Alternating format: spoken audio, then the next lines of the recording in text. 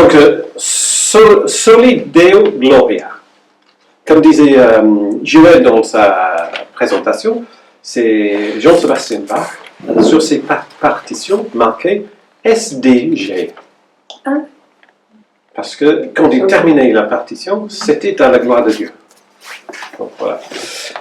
Alors, parmi les 5 qu'on a fait, et ne me demande pas de les réciter parce que j'en ai toujours un en main. Celui-là, Soli Deo Gloria, semble un peu l'exception avec les autres. Parce que les autres sols développaient directement la différence entre la Réforme et l'Église catholique de l'époque. La doctrine de l'autorité de l'Église, mais à Dieu seul la gloire, semble être plus générale. On aurait pu commencer avec ça, d'ailleurs, peut-être. Hein. Et puis, il n'y a aucun chrétien, que ce soit orthodoxe, catholique, ou protestant, évangélique, pentecôtiste, ou tout ce que tu veux, ne peut pas nier celui-là, que c'est à seul Dieu la gloire. Donc, psaume 115, Seigneur, ce n'est pas à nous qu'il faut donner la gloire, mais à toi, pour ton amour et ta fidélité. Et tout le monde dit Amen. Amen. Amen. Tu vois? Sans vouloir diminuer les 4 autres soleils, il me semble que c'est central dans les débats de l'autorité, du salut de la foi, n'est pas la satisfaction de notre curiosité ou nos besoins spirituels, mais tout est posé vers la glorification de Dieu. Nous avons déjà vu que notre parole humaine ne peut pas nous approcher à Dieu, mais il faut attendre de la part de Dieu. Et donc en Ésaïe 59, il n'y a personne pour intercéder. Alors, il a décidé d'agir lui-même. C'est Dieu dont parle le prophète. Donc Dieu fait ce que personne d'autre ne pouvait faire. Tous les peuples craindront le nom du Seigneur et tous respecteront sa gloire. C'est pour magnifier sa gloire que Dieu se lève pour parler à son peuple. Alors, étant donné tout ça, il me semble qu'il y a 2 points que j'aimerais développer, et on espère que ce n'est pas le même. Okay. Il y a une distorsion et une difficulté à l'intérieur de ce sol-là. Il y a une potentialité de prendre à l'envers de ce que ce sol veut dire. La difficulté est la suivante. Si toute la gloire appartient à Dieu, et à Dieu seul, cela implique alors que nous n'avons pas de gloire. Si toute la gloire appartient à Dieu, il n'y a pas de gloire qui reste pour nous. Si tout honneur revient à Dieu, qu'est-ce qui est de notre honneur dans la création? Ce sont les questions un peu tirées à 4 épingles, peut-être, mais sont intéressantes, parce que Genèse 1 dit que les êtres humains sont faits dans l'image de Dieu, le sommet de son œuvre de création, le 6e jour. Okay? Le psaume 8 dit que Dieu nous couronne de gloire et d'honneur. L'œuvre de Dieu cumule dans la glorification de sa création, et Soli Deo Gloria présente un défi. Comment réserver la gloire seule à Dieu et en même temps être glorifié de nous-mêmes? Quelle est notre contribution alors dans l'œuvre de Dieu? Alors, ça c'est la difficulté. Il y a une distorsion qu'on remarque très souvent avec cette œuvre. Et c'est ça que Frédéric Grognon vient. Hein? Nous entendons dire que Soli Deo Gloria est un appel à faire toutes choses pour la gloire de Dieu, notre vie familiale, nos vocations, notre activité politique, nos engagements dans l'Église, tout doit être tourné vers la glorification de Dieu. La question se pose alors, est-ce que nous sommes vraiment en train, dans notre vie et dans nos activités, en train de glorifier Dieu, ou on dit, entre guillemets, en son nom, et ça tombe plutôt sur nous. La difficulté et la distorsion peuvent nous inciter à affiner un peu notre compréhension de cette idée qu'à Dieu seul gloire. La difficulté nous rappelle que notre zèle pour Dieu, nous devons tenir en compte en même temps l'enseignement biblique, peut-être paradoxalement, qu'il y a une glorification aussi de sa création et nous faisons partie, en tout cas, de sa création. La distorsion nous encourage à prendre garde que le zèle à vivre notre vie pour la gloire de Dieu ne nous conduise pas involontairement à nous concentrer davantage sur nous-mêmes. Donc, il y a, j'aime bien, sortir ces réformateurs que je suis sûr que vous n'avez jamais rencontré le nom, de la petite boîte de l'histoire, Edward Lee, L-E-I-G-H, L-E-I-G-H, c'est en anglais. Il est né en 1602 à Birmingham et il est décédé en 1671 à Birmingham, 69 ans. Et donc, toute sa vie d'adulte, il a travaillé cette idée-là dans son traité de divinité. Il dit, vous êtes bien merci, la gloire de Dieu est en fin de compte son propre attribut interne. Donc c'est à l'intérieur de Dieu. Et seul Dieu peut le connaître. D'accord? Mais Dieu se plaît, prend plaisir à manifester sa gloire dans la création et dans ses œuvres. Ce n'est pas indépendamment de la volonté de Dieu, par les miracles, les apparitions, dans l'enseignement, l'engagement de croyants. Et il me semble là qu'il y a quelque chose qui peut être aussi dit aujourd'hui à la réponse à la difficulté de notre place vis-à-vis de la gloire de Dieu. Donc la conduite humaine n'est pas une pièce maîtresse de la gloire de Dieu, mais en glorifiant Dieu, notre action a une place importante. Le Nouveau Testament nous pointe ce que peut être la gloire de Dieu. Nous avons sûrement une idée de cet énorme nuée avec Dieu assis, avec la barbe longue, avec la splendeur de paradis et les harpes et les tables remplies de bonnes choses, etc. Alors Jean 1,14 nous dit que la parole est devenue un homme. Il a habité parmi nous et nous avons vu sa gloire. L'histoire de la gloire de Dieu pour le Nouveau Testament est centrée sur le Christ et déroule d'une manière plutôt choquante. C'est la voie de l'humiliation qui est choisie. Le monde a du mal à comprendre ce choix divin qui semble effroyable que Dieu vivant, créateur, tout-puissant, révèle sa gloire dans sa propre abaissement. Pourtant, c'est là, au milieu de l'Évangile, c'est au centre de l'Évangile. Et en fait, il n'y a pas d'autre moyen pour nous de jouir de la communion avec Dieu. Comme dit Martin Luther, il ne suffit à personne et il ne lui sert à rien de reconnaître Dieu dans sa gloire et sa majesté, s'il ne le reconnaît pas dans son humilité et sa honte de la croix. On a toujours des paroles du XVIe siècle, parce que du XXIe siècle, on a du mal à le redire. Hein?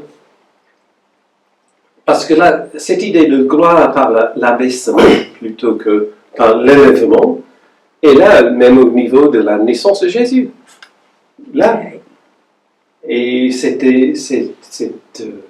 roi nouveau-né dans une mangeoire. Et selon l'évangile de Jean, plaise toujours au couple qui prépare le mariage, le premier miracle de Jésus pour transformer l'eau en vin, hein, c'est pour montrer sa gloire. Le miracle de relever Lazare, c'était pour montrer sa gloire. Et ça sert à montrer la gloire de Dieu. La croix, dans l'évangile de Jean, c'est l'élèvement de Jésus. Pas l'abaissement, mais c'est l'élèvement, c'est la gloire à ce moment-là.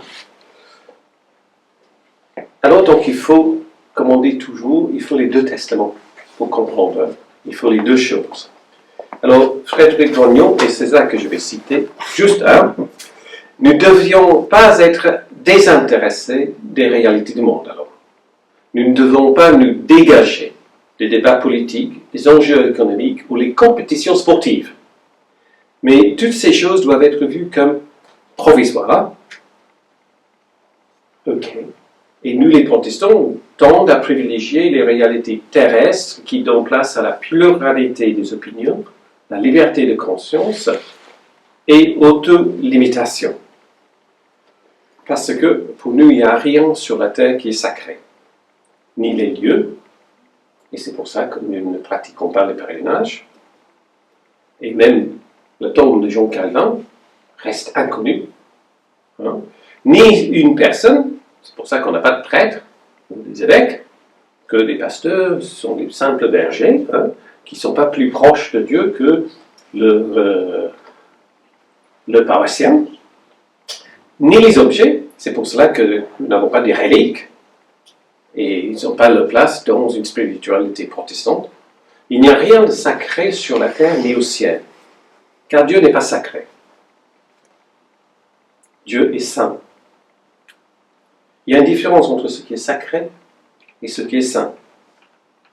Je propose que le sacré conduit à l'esclavage, qui nous fait passer à côté de notre existence véritable, en remplaçant notre vie par un objet, une idée, un devoir.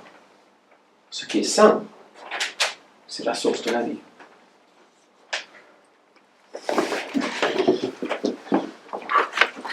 Oh, j'ai dit accrochez-vous. Hein.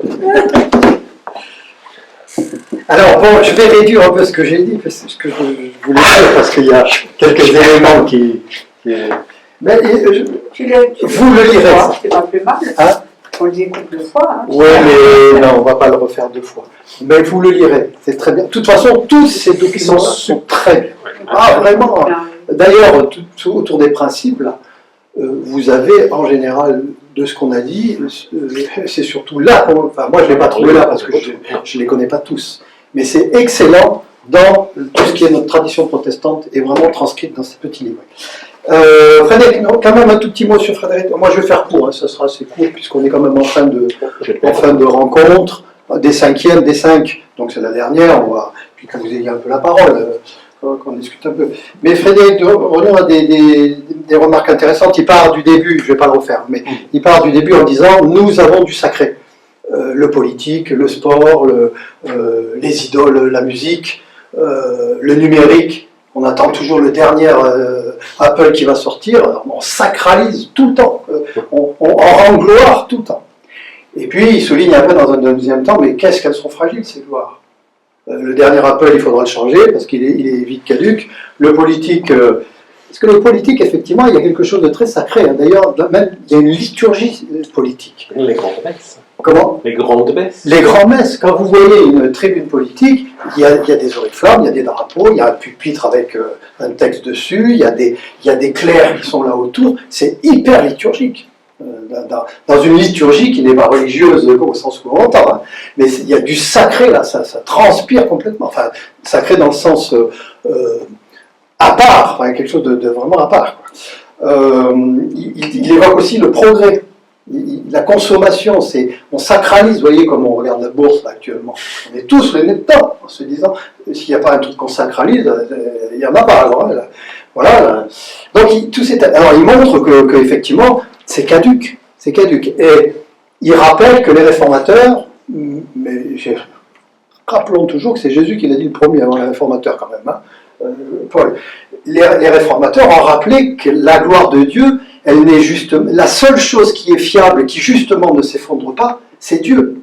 Dieu dans sa grâce et dans son amour est quelque chose qui est fiable, sur lequel on peut compter. Autant sur le reste on ne peut pas compter. Si vous commencez à vous fier aux idoles, vous êtes foutus, enfin, on le voit bien. Hein. Il y a des gens qui se suicident d'ailleurs dans certaines situations, tellement ils ont été déçus dans tel et tel événement, il y a des gens qui se sont suicidés, ils avaient mis leur vie là-dedans.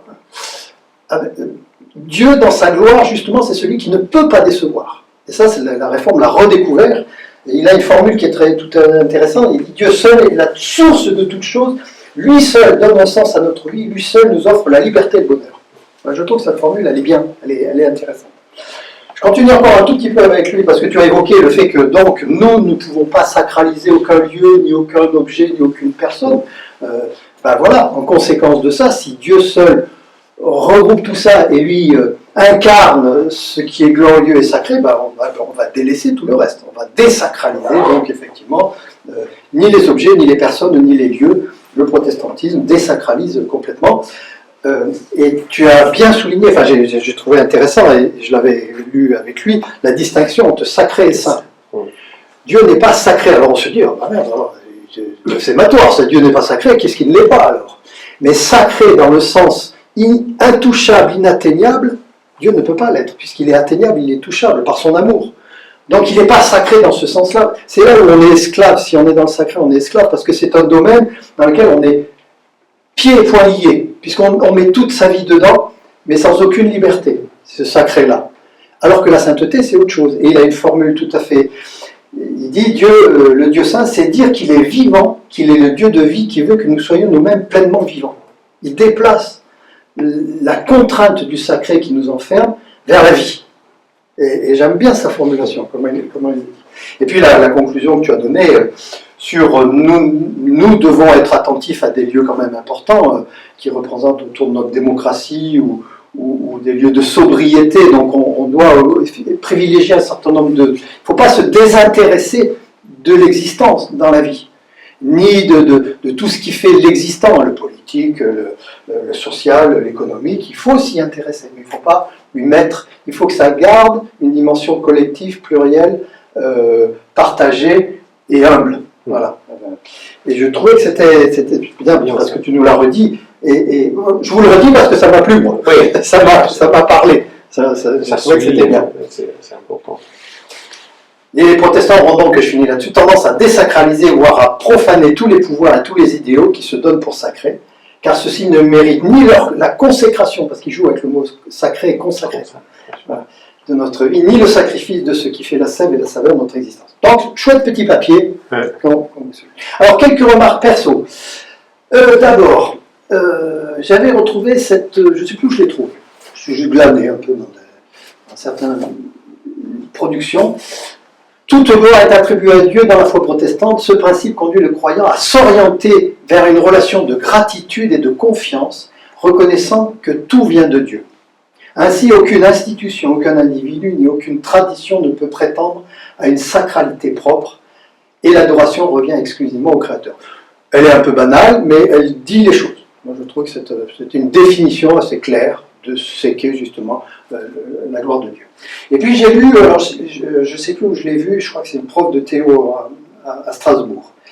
Elle dit la gloire de Dieu dans le calvinisme et le luthéranisme. C'est très court. Elle dit, dans le calvinisme, la gloire de Dieu, c'est sa création. Pour Calvin, c'est la création qui est sa gloire. Ce qu'il a créé, c'est toute sa gloire. Alors il ne la projette pas dedans, parce que lui-même et cette création-là, c'est la création en elle-même qui est la gloire de Dieu. Et donc nous, faisant partie de la création, nous rendons gloire à ce Dieu qui est heureux de sa création. Alors ça nous interroge un peu, parce que des fois, je ne sais pas s'il faut toujours être si content de la création. Enfin, les animaux, oui, les humains, peut-être parfois moins, mais en tous les cas, bon, voilà, c'est la création dans le calvinisme qui est, elle est son œuvre et sa gloire. Pour les luthériens, c'est l'amour de Dieu, c'est la grâce de Dieu, c'est le fait qu'il fait grâce par un incommensurable amour qui est la gloire de Dieu pour les luthériens. Et vraiment, c'est pas la même chose. Hein. La création, c'est communiquer la bonté de Dieu et l'expression de son amour. Dieu, dans sa création, dit son amour. Et c'est ça sa gloire. C'est l'amour que nous pouvons expérimenter, dont nous pouvons vivre dans cette création-là. Ce qui n'est pas du tout la même chose, en fait. Hein. Qui est très différent du calvinisme. Donc je trouvais que ces deux différences étaient intéressantes, il fallait les entendre. Je reviens sur les petites remarques, effectivement, de désacraliser...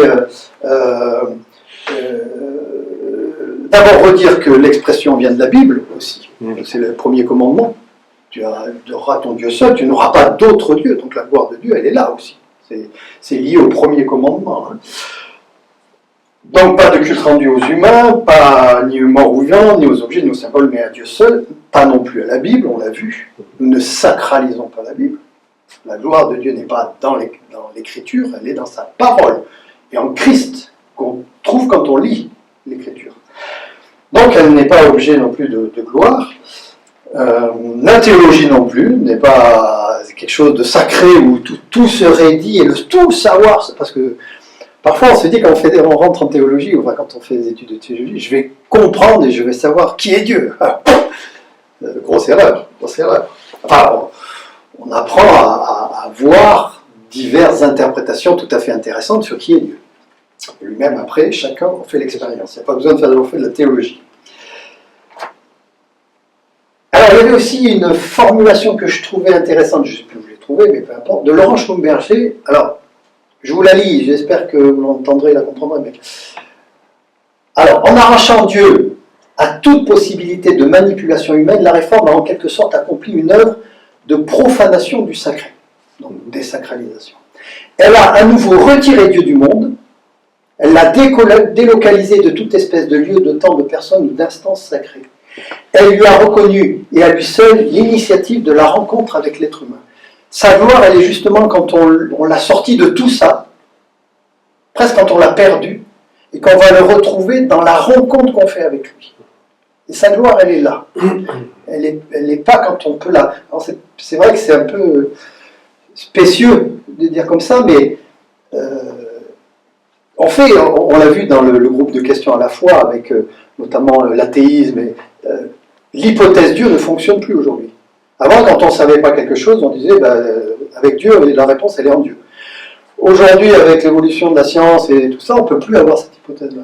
Dieu est sorti, on l'a sorti de tout ce qui fait notre environnement. Mais après, on s'interroge, mais où est-il ? Il est aussi justement dans cette rencontre-là. Et justement, il devient plus véritable et plus véridique que la façon dont on l'obligeait à boucher les trous. Parce qu'on l'utilisait beaucoup pour expliquer tout, et en fait, on faisait une image de Dieu, mais pas Dieu lui-même. Dieu, il est toujours en dehors même de ce qu'on peut en dire. Et Schlumberger, il dit donc qu'il est reconnu dans la rencontre avec l'être humain. Et elle est là, sa gloire. Voilà pourquoi, je continue à ce qu'il dit Laurent, elle a dit de rendre... Qui elle? Je ne me rappelle plus. J'ai perdu. La réforme a dit de rendre à Dieu seul la gloire. Cela implique de soupçonner tous les dieux qui nous trompent en faisant croire qu'ils sont utiles. Voilà, c'est une façon aussi de nous de désacraliser tout ce qui existe et d'entrer dans une compréhension de relation. J'aime bien le mot de rencontre. Le mot de rencontre, il est fort. D'ailleurs, ça a beaucoup traversé l'ensemble de des principes, il me semble. Alors ensuite, deux petites remarques un peu perso, là. Si on prend nos 5 rencontres, la grâce, l'écriture, la foi, l'église, il n'y en a pas une qui vient de nous. Enfin, je ne sais pas si vous avez remarqué, mais nous sommes absolument, enfin pas absolument, mais très absents dans tout ce qu'on a développé en tant que personne. Par rapport à la grâce, par rapport à l'écriture, par rapport à la foi, par rapport à l'église. Puis, alors j'ai les miens, parce que c'est ceux que j'ai travaillé, je ne sais plus les tiens. La sacerdoce universelle, redis-moi la redis. Témoignage du Saint-Esprit, l'église, il y en avait un. Toujours à réformer. Oui, et puis les deux. Bon. Quelle est la part de l'humain là-dedans? Elle est quasiment nulle. Et bien moi je trouvais que justement, ça vérifie que la gloire de Dieu, tout est à sa gloire. Dans tout ce qu'on a dit, c'est vraiment à sa gloire. Et pas à la nôtre. Mais ça, je pense que vous l'aviez compris. On n'avait pas grand-chose à se glorifier là-dedans. Hein. Mais justement, à lui seul Dieu, la gloire, ben justement, il l'a prouvé par tout ce qu'on a traversé. La grâce, elle vient de lui. L'écriture, elle vient de lui. Si on la comprend, c'est lui qui nous permet de la comprendre. La foi, si on croit en lui, c'est lui qui nous permet de croire en lui. L'Église aussi, elle existe que parce que c'est lui qui permet qu'elle soit là. Puis alors, voilà tout ce que tu as aussi traversé. L'homme n'y est pour rien. Ce qui me fait dire aussi que dans les principes ces principes qu'on a un peu développés ne sont pas une doctrine, un dogme, des schémas théologiques, mais ce sont des chemins de vie. Ce sont des lieux de rencontre. Ce sont des lieux d'une vérité existentielle, et je souligne le mot d'existentiel. Vraiment, on est rejoint au cœur de notre existence par celui qui nous aime. Et ces principes-là, pour moi, c'est à ça on a abouti à ça. Donc non pas quelque chose d'intellectuel, spirituel, oui, parce qu'il y a à réfléchir, et vous, avec nous, hein, il y a quelque chose de rationnel, effectivement, mais ce n'est pas le plus important. Ces principes-là sont, et là encore, une rencontre. C'est le lieu d'une rencontre. Nous vivons de la grâce de l'écriture, de la foi, de tous les principes qu'on a vus, non pas comme un concept rationnel, mais comme ce qui enracine toute notre vie. Donc c'est fort. Et puis, dernière chose, alors c'est une question, moi, que je me pose, je finis avec une question. On a vu les solas, là, tous les solas, je ne les cite pas, vous les avez tous dans la tête. Il y avait quelque chose d'un peu radical, je trouve, et jusqu'à, c'est une formulation qui est presque exclusive, mais presque dans le sens négatif du terme. Il n'y a que ça. Il n'y a que ça. Il n'y a pas autre chose que ça. Et on a essayé de le montrer, qu'on ne pouvait pas s'appuyer sur des clercs, qu'on ne pouvait pas de nous-mêmes, c'est seulement ces principes-là. Mais en même temps, quand on dit ça, et dans cette exclusivité, est-ce qu'on ne s'appauvrit pas un petit peu, et est-ce qu'on n'évacue pas cette question dont on a discuté d'ailleurs cet après-midi sur qu'en est-il des autres religions? Qu'en est-il des autres façons de croire? Qu'en est-il d'autres cultures? Si tu dis à un hindou, il n'y a que la Bible qui compte, il n'y a que la grâce qui compte, il va me regarder avec des yeux, et lui il va me dire non, moi il n'y a que la Bhagavad Gita qui me parle, il n'y a que Gilgamesh, non c'est pas Gilgamesh, c'est l'éléphant, les dieux, j'ai perdu son nom, peu importe. Lui, sa vérité, elle va être là. Donc, je m'interroge sur est-ce que ça va nous permettre de dialoguer? Est-ce que ça nous permet, si on arrive avec ces affirmations-là, est-ce que ça nous permet de dialoguer avec d'autres qui pratiquent autrement? Et est-ce que ça ne nous ferme pas non plus?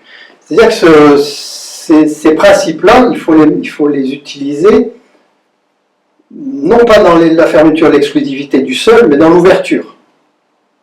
Et il faut traduire la grâce, par exemple, dans un dialogue que j'aurai avec un juif, ou avec un bouddhiste, ou avec un taoïste, et essayer de voir avec lui ce qu'on a de commun par rapport à ça. Et non pas de lui dire, il n'y a que ça qui compte, qui, pour finir, arriverait à faire comme on avait la prétention jusqu'au milieu du XXe siècle, de rendre la terre chrétienne.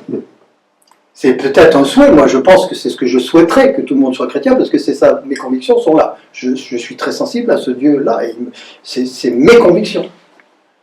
Cela à dire, est-ce que tout le monde doit... Après, voilà, c'est cette question ouverte de... Est-ce que tout le monde doit croire ça, ou est-ce que nous n'avons pas... Est-ce qu'il n'y a pas aussi une révélation de Dieu, du Dieu auquel je crois, dans d'autres religions? Voilà, bon, c'est une question un peu spécieuse, mais je me la suis posée. Merci. Eh bien, à vous surtout. Il y avait juste sacraliser tout ça. Le drame, c'était aussi vécu dans l'Église en Allemagne pendant la Deuxième Guerre mondiale, hein, avec cette Église de l'État qui avait la liturgie qui était imposée par Hitler, etc., pour rendre un culte au Führer, et qui a donné naissance à l'Église confessante, mais qui était petit, vraiment minoritaire. Et c'est dingue, c'était l'Église protestante. C'était l'Église protestante. Compromise. Toujours, ça me...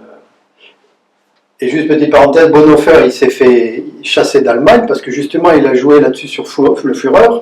Il a fait à la radio, il a fait toute une réflexion autour du Führer. Il dit il n'y a qu'un Führer et c'est pas celui-là.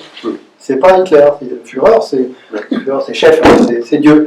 Voilà, il s'est fait crosser et il a dû partir en... Il partait à l'anglaise aux États-Unis. Allez, à vous la parole si vous voulez. Sur un peu tout ce qu'on a dit d'ailleurs, hein, oui, tout ce qu'on a partagé. Hein. On ne voit plus. Hein.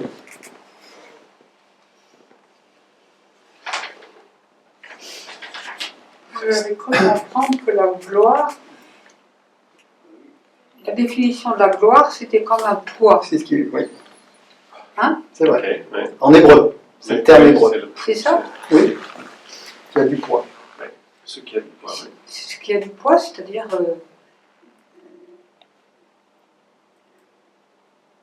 tout ce que Dieu peut peser à notre... C'est ça. Il pèse tout ce qui peut peser pour nous. Pas peser en sens... C'est pas lourd. non. C'est ce qui fait une marque. C'est positif. Voilà, c'est ça. Ce qui pèse comme quelque chose qui s'inscrit quelque part fortement, mais pas de façon négative. Hein. Non. Mais moi, j'ai toujours en tête l'image de poissons sur l'argent ou sur l'or, qui disent que effectivement, ça pèse sa valeur. Dans ce sens-là, pour moi. Oui. Quand on a les marques Oui, sur oui. les coupons en argent, etc. Donc ça, c'est touchable quelque part, c'est véritable. Ouais. Donc c'est dans ce sens-là. Et puis Jésus dit, hein, donc c'est pas lourd ce que je vais te donner à porter. Hein, c'est léger. Oui. Hein?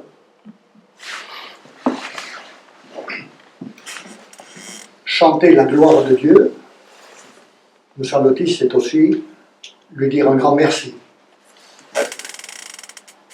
Je n'ai pas entendu ce terme-là dans le propos que vous avez développé.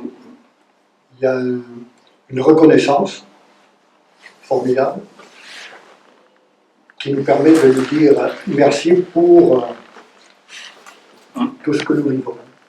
Mais là, on revient sur Calvin, que c'était la nature, la création chante la gloire de Dieu. Ses œuvres chantent la gloire de Dieu, et nous aussi, nous chantons dans notre engagement cette même gloire. Ouais.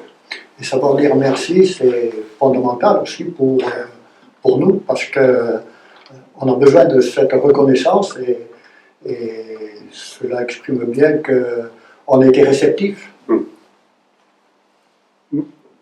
La grâce nous est donnée, mais si on n'est pas réceptif, eh bien, elle casse. Ouais. Elle va sur un autre. Mais être réceptif, ça nous permet de rentrer dans ce dialogue permanent. Je dis bien un dialogue permanent.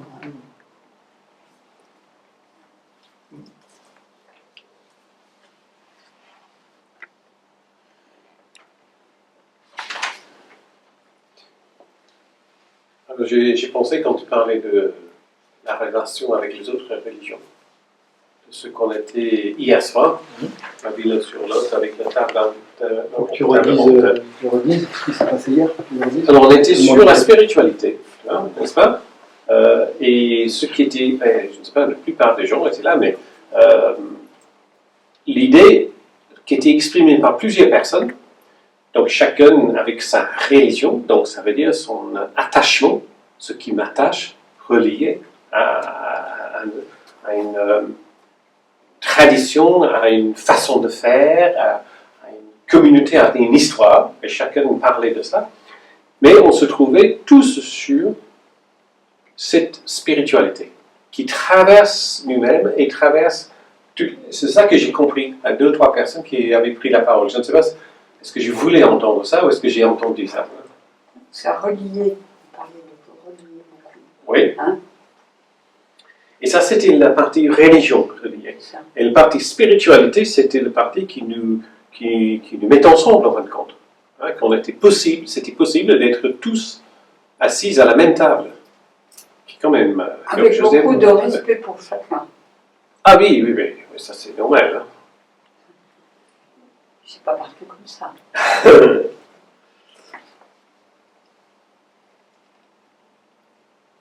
J'ai trouvé qu'on se respectait les uns les autres, mais qu'on n'allait pas vraiment en profondeur. Parce que je ne crois pas qu'on peut parler de communisme quand il y a des religions aussi différentes. On partage quoi en dehors de la spiritualité, bien sûr. Ça m'a... J'ai été un petit peu déçue, peut-être, je ne sais pas. Pendant plusieurs années, quand j'étais à Lyon, à la Mission Populaire, dans le quartier de la Buchère, qui est un quartier très, très hard, très dur, on avait ce qu'on appelait le groupe Abraham. Le groupe Abraham, c'était les musulmans, les juifs, les orthodoxes, les protestants, les catholiques, tous autour de la même table. C'était les habitants de quartier. Animés par, donc le pasteur était là, quelqu'un de l'église catholique, mais pas nécessairement le prêtre qui était là, un érudite musulman était là, mais qui est comme ici un converti de catholicisme mais qui traduit lui-même le Coran, etc. Et donc, et chaque année, on avait un thème toute l'année. Effectivement, on entrait un peu plus dans la profondeur. Je me rappelle très bien d'une année, on était sur l'idée de pardon. Toute une année sur le pardon, juste le mot pardon. Et à la fin de chaque année, après les 8 ou 9 rencontres mensuelles, le même constat s'était fait. C'est-à-dire qu'on a, grâce à ce groupe, on a grandi dans notre propre foi. Alors là, c'est formidable. Ah oui, c'est super. On est formidable. Et puis je pense que quelque part, dans une toute petite façon, cette table ronde fait ça. Oui. Qu'on reconnaît que, comme tu dis, tu reconnais que l'autre est aussi intègre que toi, dans sa façon de pratiquer sa foi. C'est vrai. Et ça, ce n'est pas du tout négligeable. Ah, ouais.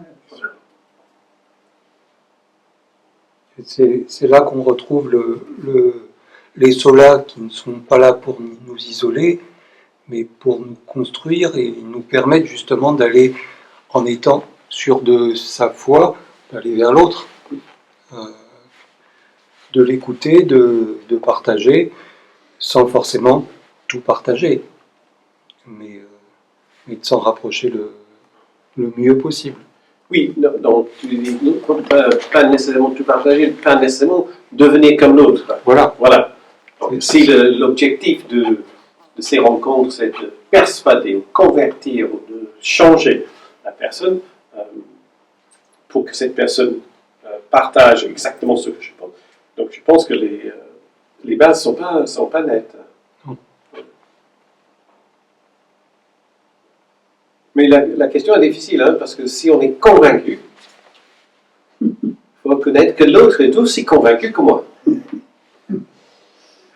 Oui, mais peut-être c'est l'idée de ne pas partir du principe qu'on a la vérité, Oui, bien sûr. mais que c'est la vérité vers laquelle on tend tous, Oui. qu'il y en a une, mais que nous ne la détenons pas. Donc ça évite le totalitarisme ou l'exclusion, les propos radicaux, intolérants, quoi, Oui. autour de la vérité. On a une idée, nous, de ce qu'est la vérité, mais on ne sait pas ce que c'est que la vérité. Oui, il y a un mea culpa peut-être avec ces 5 rencontres de carême qu'on a fait, dès qu'on s'est tapé un peu sur l'Église catholique. Hein. Tu l'as ressenti, Céline? Parce que je te regarde. Non, Parce que... non, pas comme ça. Mais je pense que si j'avais désiré arrêter à ce point-là, je serais peut-être pas venue. Ou alors je serais peut-être venue la première et pas revenue. Non, non, au contraire, disons que les 5 solas contribuent à ma propre libération, on va dire. Je ne peux pas faire autrement, je suis catholique, c'est une réalité. Mais voilà, moi ce que j'ai entendu hier, par exemple, à la table ronde, c'est que finalement, l'herbe, elle n'est pas plus verte en face et à côté. Et oui, je crois qu'on converge, je ne sais pas si on peut dire vers le même Dieu, là, en fonction des représentants qui étaient là, mais en tout cas, vers un désir d'une même unité, que l'on pourra nommer plus facilement dans certaines traditions. Mais il y a différents chemins pour y arriver. Et je pense qu'on ne peut que s'enrichir à apprendre à connaître les autres. Parce que tant qu'on ne sait pas, on n'est que dans des représentations. Et donc pour moi, c'est une découverte, quoi. Être là à l'écoute. C'est aussi recevoir la parole de Dieu autrement. Et en tout cas, voir qu'est-ce qui résonne en moi. Et dans ce qui résonne en moi, ce qui vient m'interroger, ce qui vient me déplacer. Donc il faut accepter, je pense, de se laisser bouleverser. Et après, dans ce côté des représentations, entre un catholique et un autre, le ressenti ne sera pas le même, mais je suppose que c'est un peu la même chose entre un protestant et un autre. Il y a ce côté très personnel de notre vie intérieure, comment on la vit. Voilà, ce qui serait peut-être intéressant, mais c'est peut-être plus facile dans des petits groupes, c'est justement de pouvoir échanger là-dessus. Et j'imagine qu'au travers des rencontres, c'est un jeudi par mois, ou je ne sais plus là. Peut-être que ça donne un peu cette occasion-là de rentrer un peu plus dans cette forme d'intimité. Je sais que ça m'a pris un temps de comprendre que, effectivement, assister à la messe dans une église catholique, c'est très facile d'entrer et dire ça me bat, ça, c'est pas bon, ça, non, tu peux pas dire ça, etc. Et en fin de compte, je quitte la messe à ce moment-là, remonter, sûr de moi-même, sûr de mon protestantisme, et c'est la même chose que si j'ai la même attitude quand j'assiste à un culte évangélique, dans une église évangélique. Ah, mais c'est que du show, il n'y a que de bruit, il n'y a que de... etc. Mais c'est pas facile. J'admets, pour moi, c'est pas facile, mais d'entrer dans une messe ou dans un culte évangélique en disant de ne pas faire ça et de prendre ce qui est offert. Mais pour moi, c'est un effort, et que cet effort me renvoie à autre chose que j'aurais loupé totalement dans la première attitude. Mais je réussis pas à chaque fois. Quand il y a eu le Covid, j'ai beaucoup regardé Jour du Seigneur, de l'Inès, le dimanche. C'était vachement bien, parce qu'ils étaient obligés de faire ça dans leur studio. Et au début, c'était très très émouvant, et c'était la pointe de leur religion qui sortait, uniquement ça, la pointe du message et tout. Bon, il y avait une communion, mais archi dépouillée et tout, c'était... Je me suis sentie, mais bien, quoi, vraiment bien. Alors après, bon, ça a repris différemment, mais bon. Puis en plus, ils sont des prédicateurs formidables. Donc moi, je me suis rapprochée de l'expression catholique, mais il faut dire que c'était très très restreint, c'était en plein Covid, il n'y avait plus de rien d'autre que... Ils avaient aménagé leur bureau, il y avait une fille qui chantait, il y avait... C'était fou ce truc, hein, vraiment très impressionnant. Ouais, j'ai trouvé. Il y a un critère aussi de l'Église catholique ou même l'Église orthodoxe. C'est très cohérent. Mais bien Je veux dire, oui. on ne peut pas reprocher à l'Église catholique de faire n'importe quoi. Elle ne fait pas n'importe quoi, elle est très cohérente. Que ça ne nous parle pas, nous, en tant que protestants, oui, d'accord. Mais on ne peut pas dire dans l'Église catholique, c'est nul, et ils disent que des bêtises. C'est hyper cohérent. C'est vrai pour l'orthodoxie, c'est vrai pour même pour d'autres religions qui on n'adhère pas, mais il y a c'est leur fonctionnement qui est comme ça. Alors il y a peut-être des exubérances plutôt évangéliques où là, c'est la cohérence, des fois je la cherche un peu. Bon, mais et donc quand on va dans un lieu comme ça, il faut aussi avoir accepter ça. Oui. Tu rentres, tu mets tes pieds dans quelque chose qui existe et qui est cohérent en soi. Après, personne ne t'oblige à y aller, quoi. Chez les cathos, il y a le même ordre liturgique, donc on n'est pas perdu. Moi, je suis... moi, je suis perdue. Quoi? Dans l'ordre liturgique catholique. Je ne comprends pas du tout cet ordre-là. C'est pas bien différent de nous. C'est la même chose. On a la grande ligne, la lecture, on a l'Eucharistie, et puis l'endroit. C'est exactement pas Alors, il n'y a pas la confession de péché, il n'y a pas... J'ai l'impression qu'ils reviennent sur des trucs. Je suis un peu perdue, moi. Il y a le décorum qui est différent et qui peut nous gêner, mais c'est tout. Mais il y a une différence quand même entre la célébration eucharistique de dimanche matin Qui est au milieu de la messe. Au milieu. Ah non. Non, C'est c'est ça, la vraiment. C'est une messe dans la messe. C'est à la fin. donc, de toute façon, il y a une différence là, et avec les offices de funérailles. Oui, ça c'est autre chose. Là, effectivement, où j'ai assisté plus souvent, parce que des amis catholiques, ou les membres de la paroisse qui étaient mariés avec un catholique, et donc le service était dans l'Église catholique et j'étais invité à participer. C'est là qu'effectivement, c'est là que je me suis rendu compte que je passais totalement à côté de cet acte pastoral pour moi, parce que j'étais là en critique de ce qui s'est passé. Et quand, par 5 fois, on demande à Dieu daigne recevoir l'âme de, etc., comme si l'âme n'est pas encore reçue. Donc là, on demande à part. Mais comme tu dis, c'est logique. C'est logique. Ouais. Mais dans la messe Eucharistie dominicale, la célébration, c'est le déroulement qui est plus long par moment chez nous que chez les catholiques. Donc, la louange, c'est 2 ou 3 phrases, un chant. Au mieux, la prière de louange peut aller pendant 10 minutes, hein, parfois, etc. Et les prières d'intercession précèdent la communion dans l'Église catholique, dans la liturgie. Et nous, on termine avec ça, parce qu'on va vers le monde. Non, c'est pas le même monde. Il y a Oui, mais les éléments sont là. Ah oui, Tu vois, les éléments sont là. Mais ils sont Voilà. comme ça. Mais l'histoire est racontée. Donc on est bien d'être là. On se rend compte que c'est Dieu qui nous reçoit. Donc on est devant ce temps de repentance. On écoute ce que Dieu a à nous dire. Donc c'est la parole, la prédication. On tourne vers le monde dans nos prières. Et on se nourrit pour être témoin de cet amour dans le monde par la scène ou par l'Eucharistie. Donc la logique est là. Hein? Oui. Chez les catholiques, ce que j'ai vécu moi, enfant et adulte, c'est la notion quand même du péché qui est extrêmement lourde, la culpabilité, etc., qui reviennent, c'est peut-être une autre époque, mais qui revenait beaucoup quand même. Oui, par 2 fois il y a le Kyrie. Ouais. Ouais, la culpabilité, les confessions, les péchés, etc. Quand tu es enfant, c'est extrêmement dominant quand même. Tu as une espèce d'écrasement quand même de l'Église par rapport à... Les choses ont changé. Hein.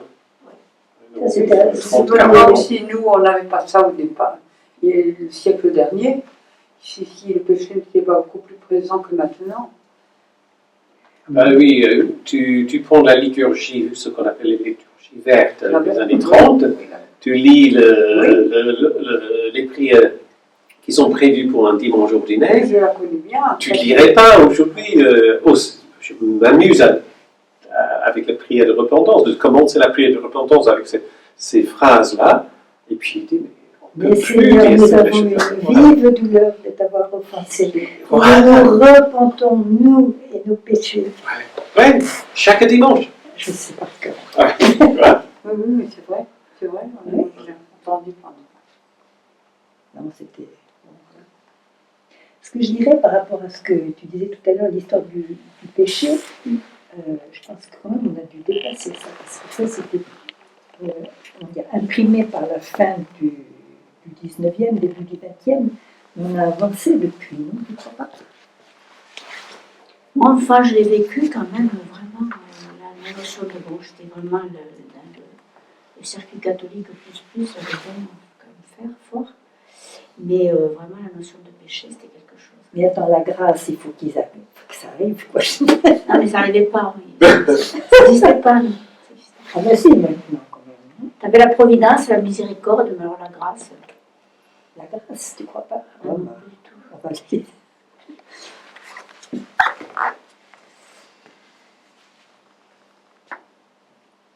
Et l'aspect dolosif et puis en plus, quand tu entends tout ce qui ressort sur les internats catholiques actuellement, je veux dire, la souffrance, la douleur, etc., je veux dire, dans les écoles catholiques, c'était quelque chose quand même.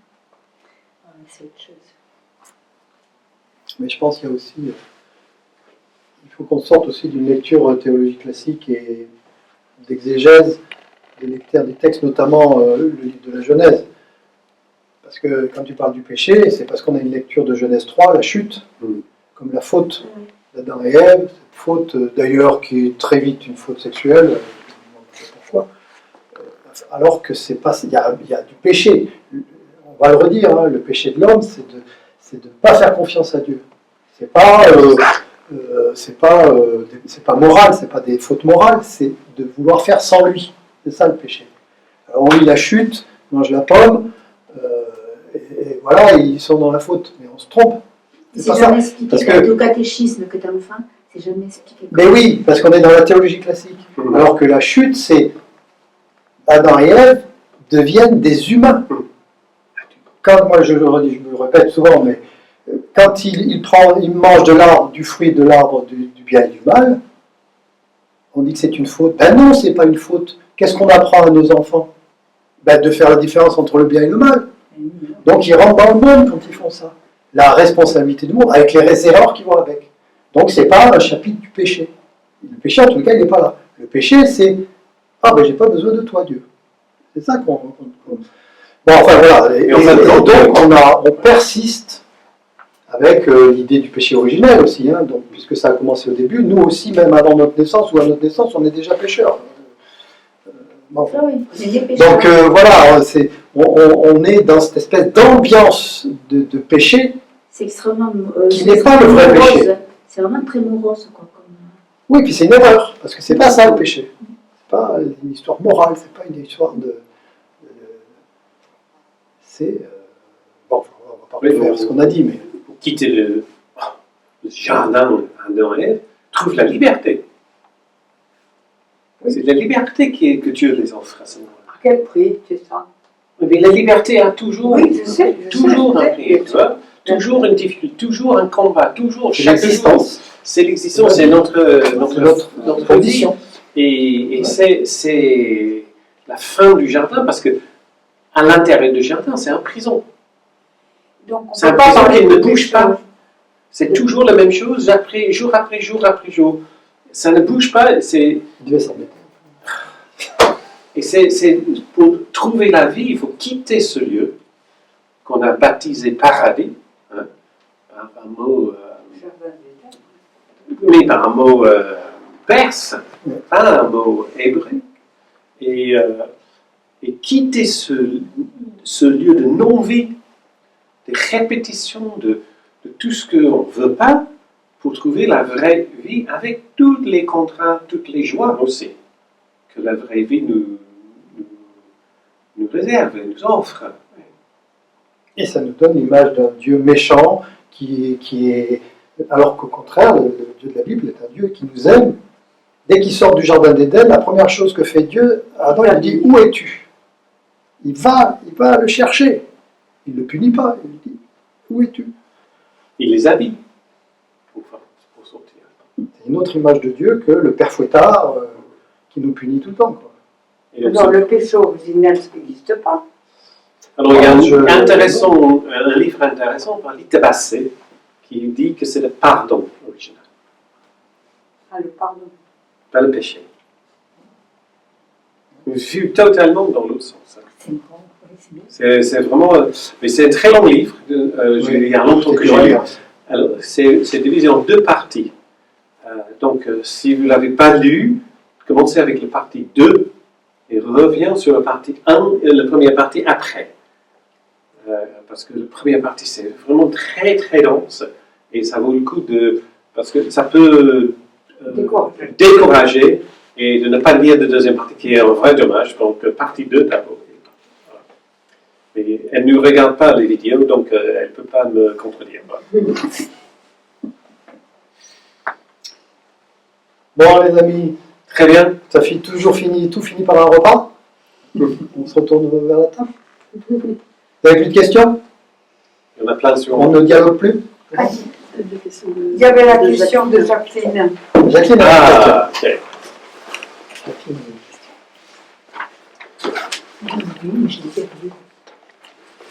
vous avez une question? Je vous ai envoyé un truc juste après le premier, j'ai oublié ce que c'était. C'est vrai, mais... Sur le Ma question. sacerdoce universel. Ma question de Jacqueline. Pourquoi ne sommes-nous pas plus nombreux, entre parenthèses réformés et catholiques? Pourquoi? Attends, mais par rapport à quoi? Qu'en pensent nos amis catholiques qui étaient présents? Ah, dans les séances? Dans la séance, ou en France, ou dans le monde, ou Je quoi? ne sais pas, hein, je pense que c'était Je pense que c'est dans les séances, parce que j'ai évoqué ça avec elle, et je Oui, pense que c'est je dans pense. les séances. Parce que j'ai dit dans le monde, les protestants, ça représente 800 millions. Oui. Non, non, c'est pas- 80 millions de personnes dans le c'est pas monde. dans- Donc, c'est pas dans le mais c'est en monde. France qu'on est très petit. Hein, voilà. c'est Mais pas dans dans les le séances, monde. je ne sais pas. Donc je crois que c'est dans la séance dont elle parlait. Je ne sais pas. Oui. Donc, il faut interroger les gens qui ne sont pas là. Tu vois, et on ne peut jamais le faire. Voilà. On ne peut jamais le faire. Si, on pourrait. On pourrait, mais ils ne sont pas obligés d'être intéressés par les Est-ce mêmes que ça choses. n'a pas été suffisamment différent. annoncé? Est-ce que ça n'a pas été suffisamment annoncé? Non, il faut pas. À mon avis, il ne faut pas entrer dans un sorte de schéma de culpabilité qu'on n'a pas fait assez de publicité, on n'a pas Non, assez faut vendu, arrêter ça. on n'a pas fait comme ça. Faut Non, arrêter. il ne faut pas entrer là-dedans, sinon, voilà. Et Non, peut-être que parce que finalement, nous les protestants, on n'a pas fait le carême pendant très longtemps. Et c'est quand même un truc il y a 10 ans, peut-être qu'on a recommencé à parler du carême protestant. Oui, Bon, 15 ans. avec les conférences de carême, j'ai toujours entendu ça. Oui. À La radio. la radio. À la radio. Oui. Mais c'était à peu près qu'à la radio. Oui, c'était Il y avait pratiquement pas- carême.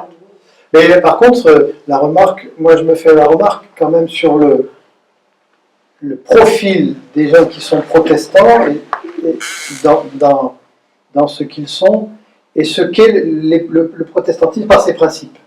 Il y a un écart quand même. Parce que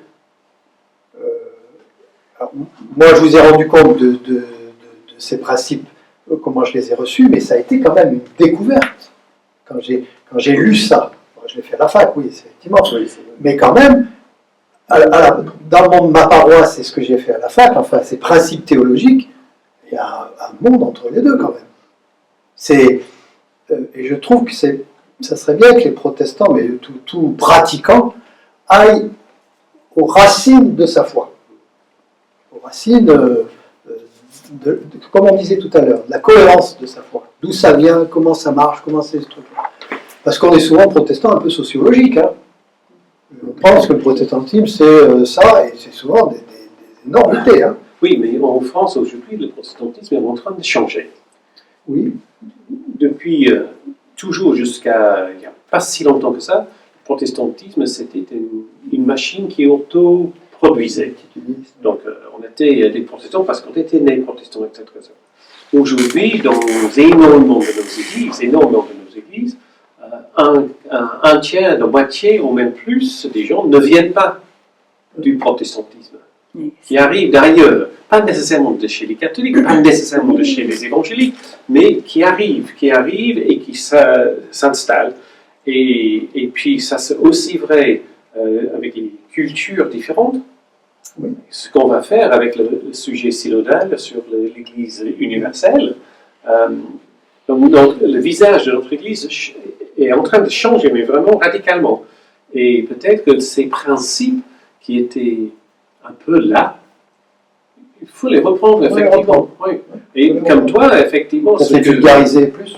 ce que j'aime beaucoup dans ces rencontres autour de Carême, j'ai toujours pratiqué une série de rencontres pour Carême, c'est que dans mon ministère, je rencontre les personnes, je suis le pasteur, je suis le prédicateur, je suis l'animateur biblique, je suis quelqu'un qui intervient dans tel ou tel groupe, je suis celui qui contacte la presse parce qu'on a une rencontre ou quelque chose, mais très peu, je m'assois pour me poser la question sur la théologie qui m'anime.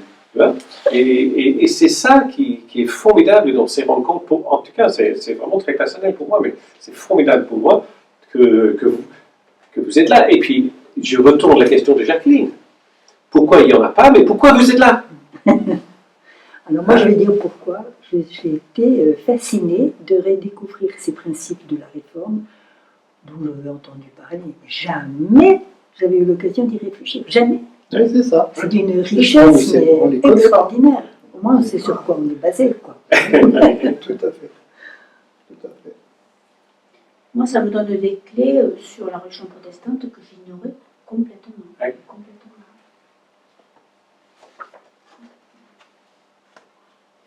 Bon, on est 2% dans un pays laïque, alors c'est sûr que c'est difficile de trouver du contenu protestant.